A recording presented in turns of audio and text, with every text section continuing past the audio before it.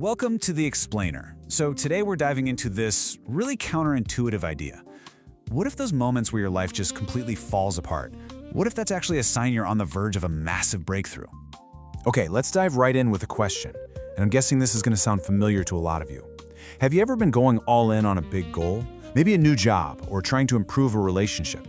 And then, boom, everything just collapses. The immediate thought is, I failed, right? But what if that chaos? What if it's not a stop sign, but actually part of the process? You know, the old story we tell ourselves is pretty simple. Chaos equals failure. You messed up, you're going the wrong way. But what we're going to unpack today is a whole new way of looking at it, and this comes from some pretty heavy-hitting fields like neuroscience and systems theory. And it says the exact opposite. This chaos, it's not you failing, it's you recalibrating. It's like your whole personal operating system is getting a massive, messy, but totally necessary upgrade. All right, section 1, when your world collapses. And what we're going to do here is flip the script on what that even means. We're going to reframe falling apart, not as an end, but as a reorganization. And look, this isn't just some feel-good, positive thinking stuff. This is actually based on how complex systems, and yeah, that includes you and me, how they actually grow and change. So, this is really the key takeaway right here. That turbulence, that feeling of total disorder, it's not the enemy of what you're trying to do. It's not derailing your intention at all. It's the universe's way of stress testing it, of refining it, making sure that your internal wiring can actually handle the new reality you're trying to build. Okay, to really get our heads around this, let's bring in our first expert, the biologist and author Rupert Sheldrake. For him, this kind of instability isn't a glitch in the matrix, it's the creative engine of the entire universe. It's how new things get made. So Sheldrake's big idea is something he calls morphic fields. The simplest way to think about them is like invisible blueprints for reality, all built on habit and memory.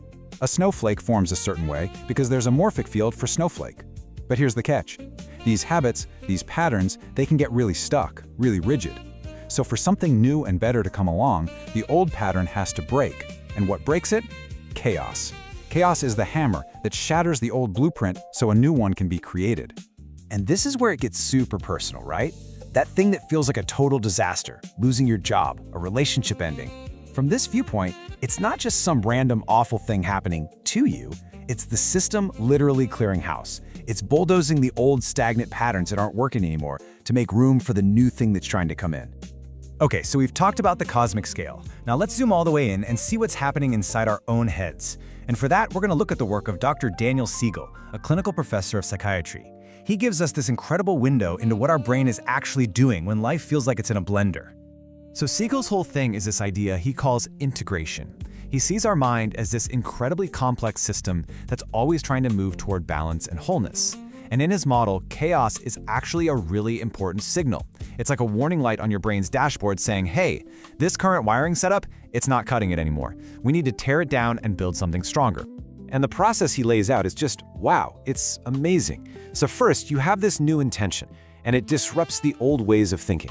Then comes step 2, dysregulation. And that's the chaos, right? The overwhelm, the emotional mess. It feels terrible, but what's really happening is your brain is literally breaking down old neural pathways. And then, and this is the most important part, step 3 is what he calls mindsight. That's basically you using your awareness to watch the storm without getting lost in it. When you can do that, you get to step 4. A new, more flexible, more coherent version of you starts to take shape. All right, so if our brain is going through this massive rewiring project on the inside, how does that translate to changes in the outside world? I mean, how do we connect the two? Well, the work of scientist Gregg Braden gives us a really interesting bridge. Braden talks a lot about this concept called coherence, and it's not some woo-woo idea. It's a real, measurable physiological state. It's when your heart, your brain, your whole nervous system are all working together in harmony. And when you're in that state, you're basically broadcasting this powerful, organized energy signal out into the world. A signal that he argues literally interacts with the field of reality.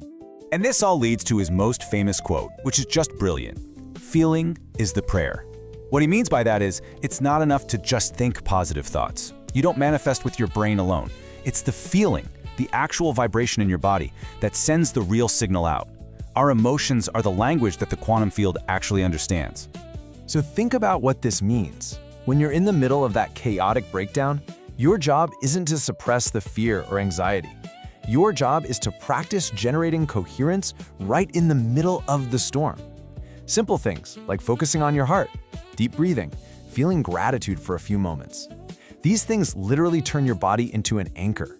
You're using it to stabilize the new reality you're calling in, even while the old one is shaking all around you. Okay, but let's be real. This raises a huge question, right? If you're doing all this internal work, if you're trying to stay coherent, why does it still feel so unbelievably hard? Why does it feel like you're pushing against a brick wall? Well, the last piece of this puzzle comes from the physicist Dean Radin. Radin came up with this amazing concept he calls reality inertia. Think of it like trying to turn a giant cruise ship. Your life, your current reality, has momentum. It wants to keep going in the same direction. So when you try to make a sharp turn, the whole system pushes back. That resistance you feel? It's not a sign that you're doing it wrong. It's proof that the field is actually responding to you. It's testing you, saying, "Are you sure? Do you really mean it? Show me how strong this new signal is." And get this, Radin's research isn't just theory. He has actual data from experiments with things like random number generators, suggesting that focused human intention can measurably affect physical systems. The bottom line from all his work is this: persistence isn't just a good personality trait. In this model, it's a law of physics. You have to keep broadcasting that new signal consistently to overcome that inertia and make the new reality stick. So when you weave all of this together, Sheldrake's idea of creative chaos, Siegel's brain rewiring, Braden's heart-centered coherence, and Radin's quantum persistence, you end up with this incredibly powerful new picture. Real transformation? It's not some gentle, peaceful sunrise. No way.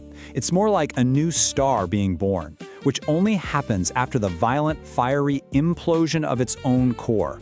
We are literally reborn from the ashes of the parts of ourselves that are dissolving.